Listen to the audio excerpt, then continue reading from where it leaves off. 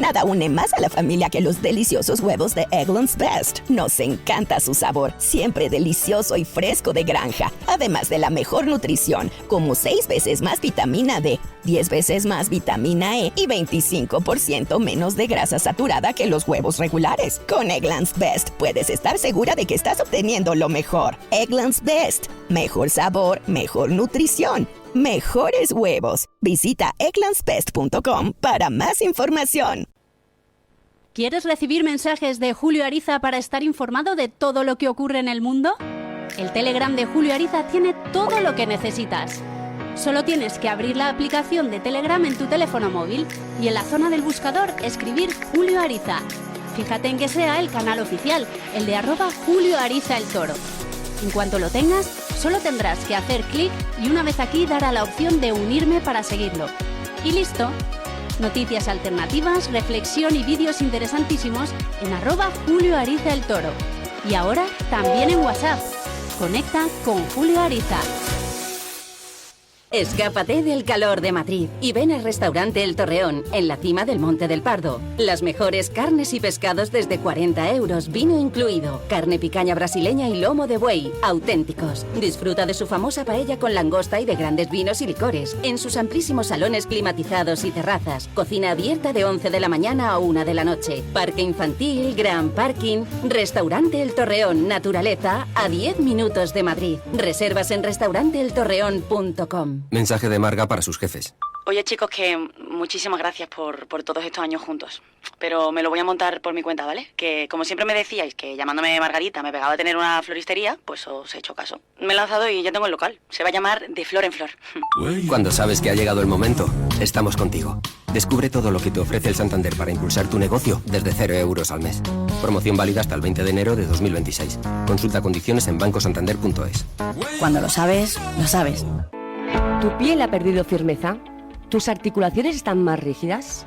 La fórmula de Aminopac contiene aminoácidos precursores del colágeno y vitamina C necesarios para la salud de tu piel, huesos y articulaciones.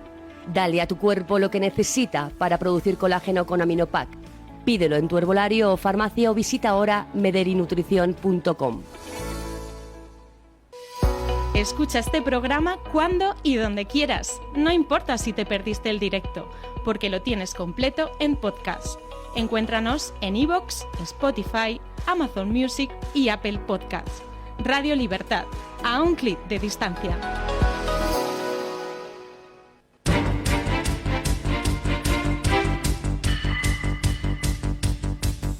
Mañanas en Libertad. 8:01 de la mañana, 7:01 en las Islas Canarias. Vamos con las noticias de las 8 con ayuda de doña Carmen Carbonell. Actualizamos la información a esta hora de la mañana y les hablamos de 2 sondeos electorales publicados por Electomanía y El Español en los que hay un denominador común, que es la caída del PSOE a mínimos históricos. La primera de las encuestas, la de Electomanía, refleja que el PSOE cae al 25% de los apoyos en el caso de que hubiera mañana unas elecciones generales. Esto significa que los socialistas se mantienen lejos de sus mejores registros y se quedan solo en 99 escaños. Por contra, dice Electomanía que Vox sube hasta el 17,3%. Lo que significa que sumaría un nuevo escaño, así que según este panel lograría 58 escaños. Por su parte, el Partido Popular pierde apoyos por tercera semana consecutiva y se sitúa en el 32% de estimación de voto, según el electopanel publicado este día en Electomanía. En el caso de la otra encuesta, la de Sociométrica, la que publica El Español, los resultados son bastante parecidos. En este sondeo, los socialistas obtendrían solo 99 escaños, 22 menos que en las elecciones del pasado 23 de julio, hace 2 años, es decir, el 25% del voto. El PP de Feijóo alcanzaría 153 escaños, lo que supone un 35% de apoyo, lo que significa que sacaría más que todo el bloque de investidura junto, que sumaría un total de 140 escaños. Vox también crece hasta los 54 escaños, lo que significa que superaría su mayor resultado, el que hizo en el año 2019, cuando sacó 52 diputados. Por su parte, sumarse hunde a solo 8 escaños, tras perder 23 respecto al 23 de julio de hace 2 años, mientras que Podemos obtendría 3 escaños. Esto significa que el bloque bloque de centro-derecha sumaría 209 diputados frente a los 140 del Gobierno, con lo que con estos datos sería imposible reeditar el pacto de investidura de Pedro Sánchez con sus socios independentistas y de izquierda radical.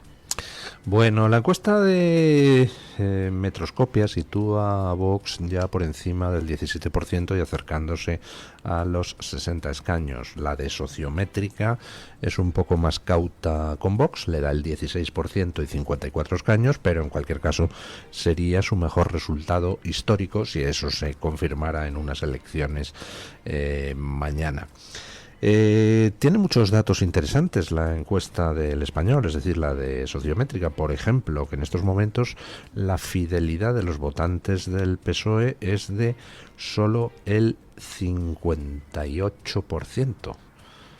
Solo el 58% de los que votaron PSOE en las elecciones anteriores votarían otra vez ahora a Pedro Sánchez. El 70% de los españoles cree que Sánchez debe dimitir ya, incluyendo pues 1 de cada 3 votantes socialistas. El 58% de las mujeres españolas está de acuerdo con la afirmación de que Sánchez ha sido partícipe a título lucrativo del abominable negocio de la prostitución. Vamos, que el Partido Socialista, su caladero habitual, que era el voto femenino y el voto de las personas mayores, pues ha perdido uno de los dos caladeros, el del voto femenino, o mejor dicho, lo está perdiendo. Se está hundiendo la imagen del PSOE y en particular de Sánchez entre las españolas, que son las más críticas con Sánchez y su gobierno. Pero si la caída del Partido Socialista es muy llamativa, ya se rompe, según Sociométrica y según Electomanía, la barrera psicológica de los 100 escaños, ya estaría Sánchez otra vez en números de 2 dígitos de diputados, pues si esa caída es llamativa, ya la de Sumar ni les cuento. O sea, Sumar tiene una fidelidad de voto del 40% en estos momentos. Solo pues 2 de cada 5 votantes que le dieron su confianza en 2023 se la volverían a dar ahora. Y el problema es que eso sitúa a Sumar pues por debajo de la cota del 10%. Por debajo de esa cota, pues prácticamente todos los votos se desperdician, los votos a un partido, con lo cual pues aunque caiga a un poco menos de la mitad en votos, pues el batacazo en escaños es espectacular. Se quedaría por debajo de los 10 escaños en estos momentos Sumar.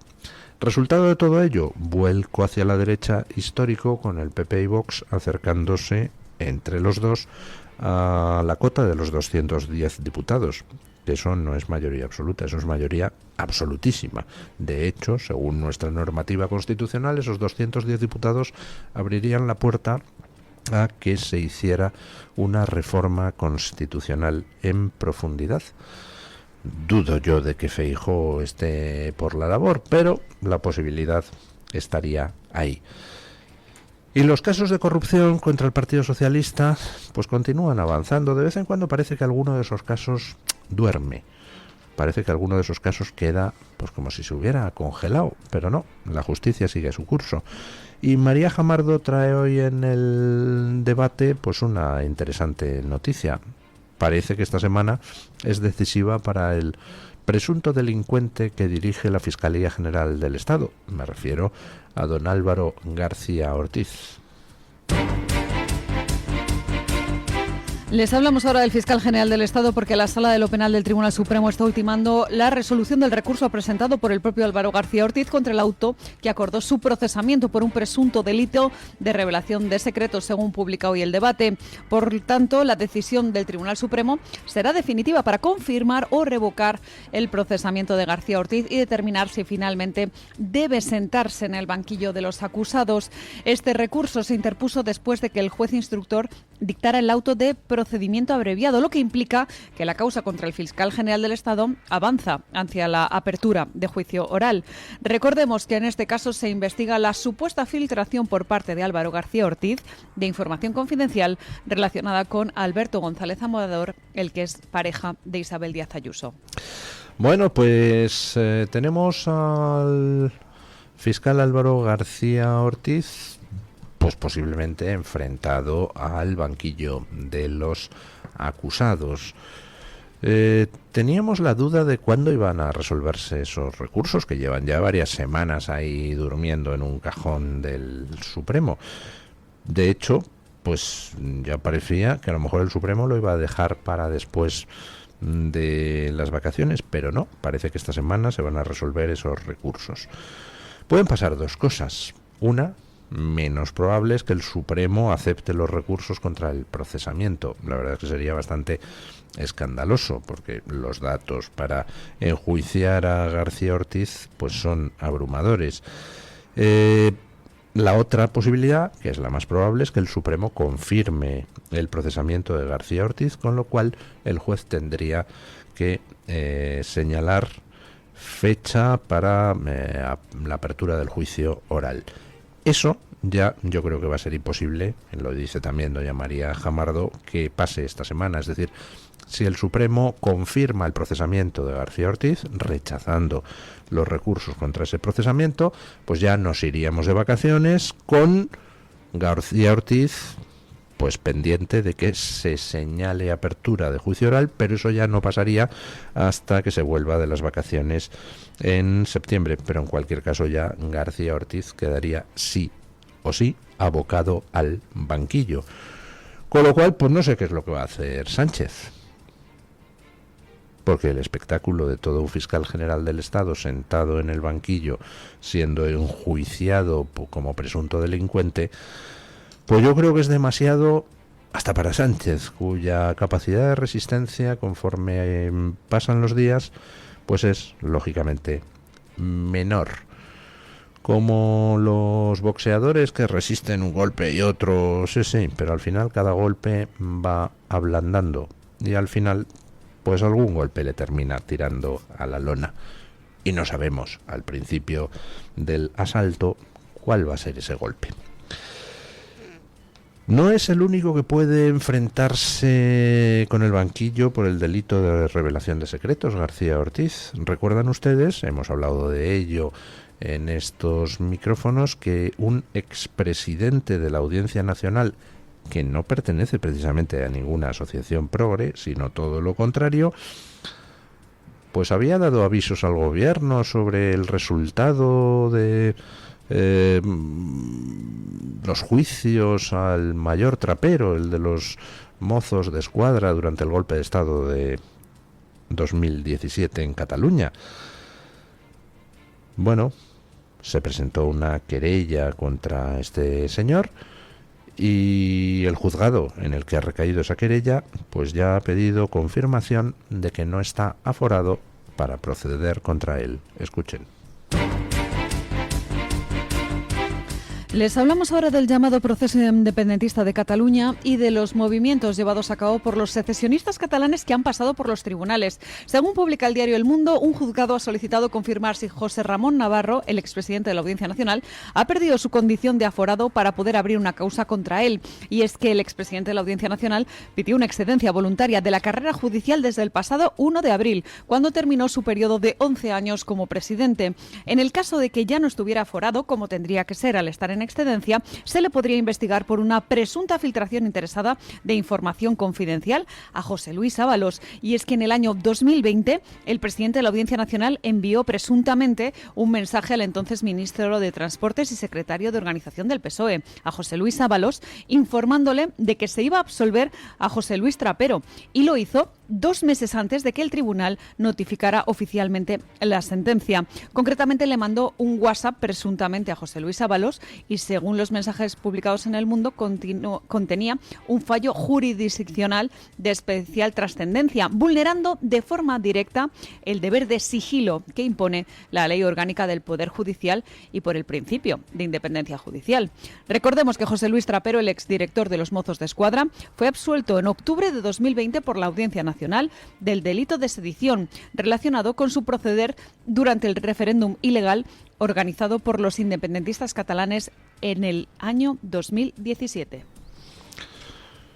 Bueno, pues nada, es posible que nos encontremos con otro que vaya al banquillo por revelar secretos judiciales a quien no debía. Lo llamativo es que en este caso no se trata de un juez progre, se trata de un juez que, si no me equivoco, formaba parte de la Asociación Francisco de Vitoria, que es una asociación conservadora. ¿Cuánta gente hay en España dispuesta a vender a su país a cambio de poder trepar personalmente en la carrera? La verdad es que es, en fin, desolador. Bueno, vamos con una no noticia, o más bien una noticia donde podemos decirlo de Marshall McLuhan: el medio es el mensaje. Junts, es decir, Puigdemont, pues alardeó ayer de algo que todos tenemos muy claro, que es que tiene a Sánchez agarrado por los cataplines. Seguimos hablando de Cataluña porque Carles Puigdemont ha presumido de cómo tiene sometido a Pedro Sánchez y de que eso forma parte de un proceso hacia la independencia efectiva de Cataluña. Durante la celebración del 5º aniversario de Junts en un acto en Prats de Molló, en Francia, Puigdemont advirtió al PSOE que no debe dar por garantizado el voto de su formación en el Congreso de los Diputados, y además insistió en que seguirá persiguiendo la independencia y que no se volverá a la normalidad mientras continúen las causas judiciales abiertas contra él y contra otros exiliados del llamado proceso independentista. Acompañado por otros dirigentes de Junts como Toni Comín, Luis Puig y Jordi Turull, el propio Carles Puigdemont volvió a decir que va a condicionar cada votación parlamentaria en el Congreso a que se cumplan ciertas condiciones favorables para Cataluña y para lograr así la independencia, que es su último objetivo. De esta manera, el prófugo de la justicia demuestra que va a seguir sometiendo a chantaje al gobierno de Pedro Sánchez para conseguir sus fines independentistas en Cataluña. Bueno, ¿ha dicho Puigdemont ayer algo que no sepamos? No. Dice que tiene agarrado a Sánchez, dice que va a seguir presionándole, dice que va a seguir sacándole votación a votación todo lo que pueda, dice que esto no se va a normalizar hasta que no hayan pasado todos los procesos, hasta que no hayan quedado en nada todos los procesos judiciales contra él mismo y contra el resto de los imputados por los hechos del 1 de octubre, etcétera, etcétera, etcétera. Todo esto ya lo sabíamos. Lo interesante es la emisión del mensaje en sí. ¿Por qué Puigdemont saca pecho y da este meeting? Bueno, Puigdemont no está pasando por el mejor de los momentos. En primer lugar, pues es verdad que tiene a Sánchez agarrado por los testículos, pero todos los cheques que Sánchez le da para intentar que se los suelte, pues son de dudoso cobro. Hay algunos que ha cobrado y ha cobrado muy bien. Junts, por ejemplo, tiene a su señora colocada ahí en la Diputación de Barcelona cobrando una pasta al mes.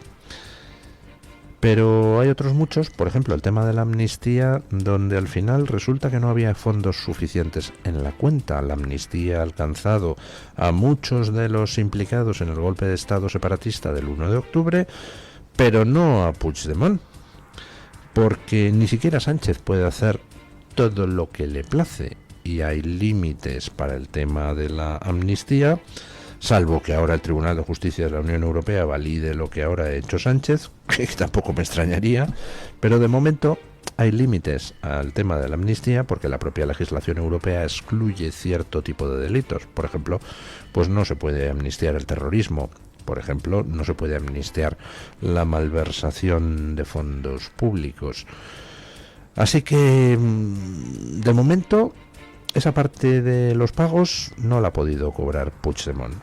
Y está fastidiado, porque pasa el tiempo, y claro, pues todo esto tiene un desgaste para él, un desgaste político, también un desgaste personal, pero es que encima la situación política está cambiando a una velocidad tal, con todo el ascenso de los problemas migratorios a primer problema de la sociedad española, que se le están yendo los votos a chorros hacia ese partido Alianza Catalana que dirige la alcaldesa de Ripoll.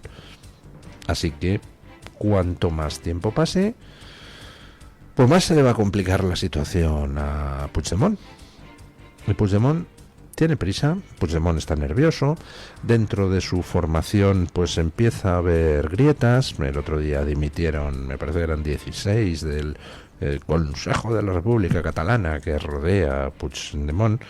La cosa se está poniendo complicadita, así que pues tiene Puigdemont que hacer algo para tratar de insuflar ánimo a sus desanimadas huestes y también pues para lanzar amenazas a Sánchez. Lo que pasa es que ya Sánchez, pues en fin, pero si está dispuesto a pagarlo todo, no hace falta que le amenaces, Puigdemont.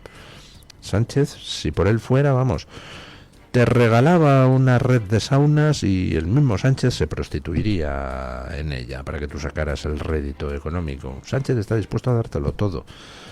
Lo que pasa es que no puede, afortunadamente, darte todo lo que le pides. Bueno, se pueden gestionar las cosas bien, mal, desastrosamente o como Vueling. El lío con los chavales judíos franceses que fueron desalojados de un avión de Vueling el otro día, pues cada vez va a más. Se está liando hasta extremos insospechados el asunto y encima ha intervenido el ministro Óscar Puente y lo ha liado todavía más. Ayer judíos franceses se manifestaban en el aeropuerto de Orly para exigir explicaciones a la compañía aérea Vueling y no faltaron las críticas al gobierno español. Terminamos el repaso a las noticias hablándoles de la polémica surgida por la expulsión de un grupo de adolescentes judíos en un vuelo de la compañía Vueling sucedido la semana pasada. En el aeropuerto de París-Orly se ha celebrado una protesta para que la aerolínea ofrezca disculpas públicas y realice una investigación para esclarecer los hechos. Vueling doit s'excuser, enfants discriminés. Vueling doit s'excuser, enfants discriminés. Vueling doit s'excuser, enfants discriminés.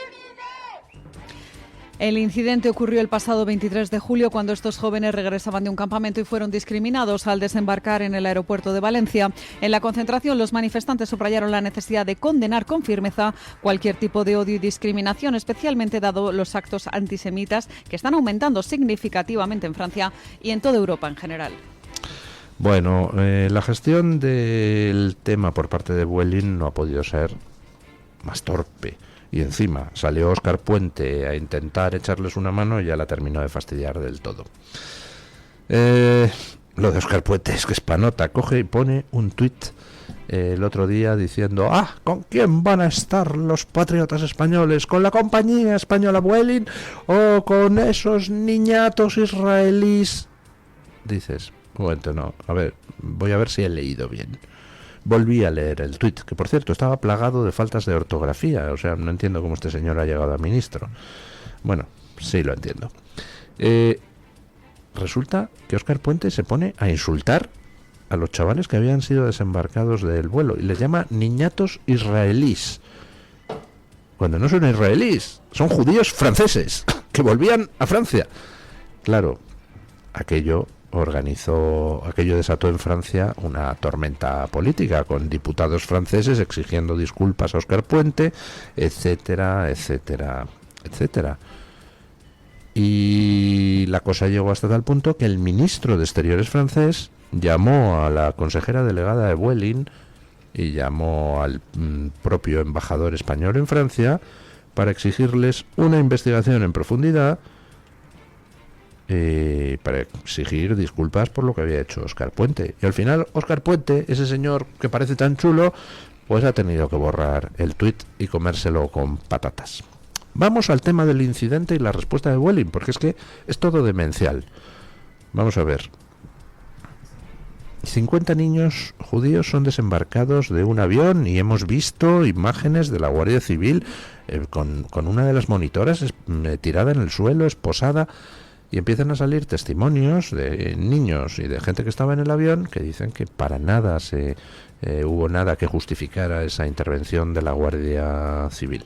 Saca Vueling un comunicado, y yo lo siento, señores de Vueling, pero el comunicado me arroja todavía más dudas, porque dice Vueling que es que los niños judíos estaban interfiriendo con los mecanismos de seguridad del avión, sacando las mascarillas de aire, cogiendo las bombonas de oxígeno.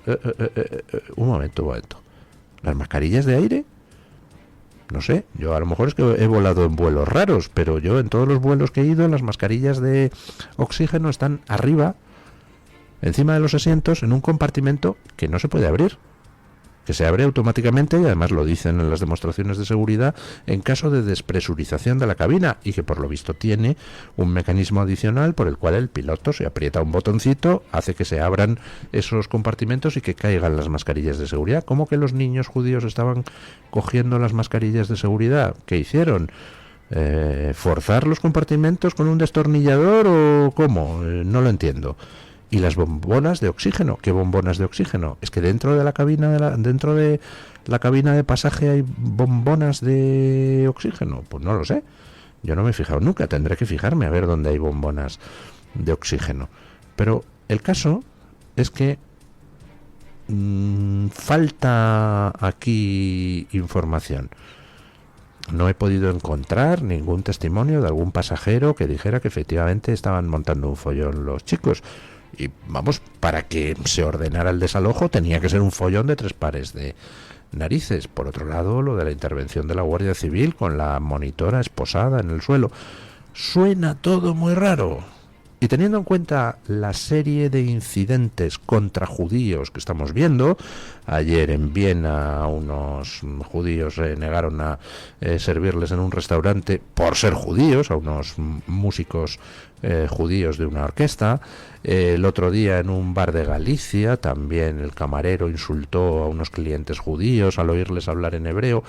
Hoy hay tantos incidentes que me van a perdonar ustedes, pero no tengo más remedio que preguntarme si aquí ha intervenido ese odio a los judíos en este episodio de desembarco de los chavales de Vueling. Y teniendo en cuenta las explicaciones raritas de la aerolínea, pues sigo planteándome las mismas cosas, así que espero con ansia a ver los resultados de esa investigación en profundidad que dice la consejera delegada de Vueling que le ha prometido al ministro de Asuntos Exteriores francés.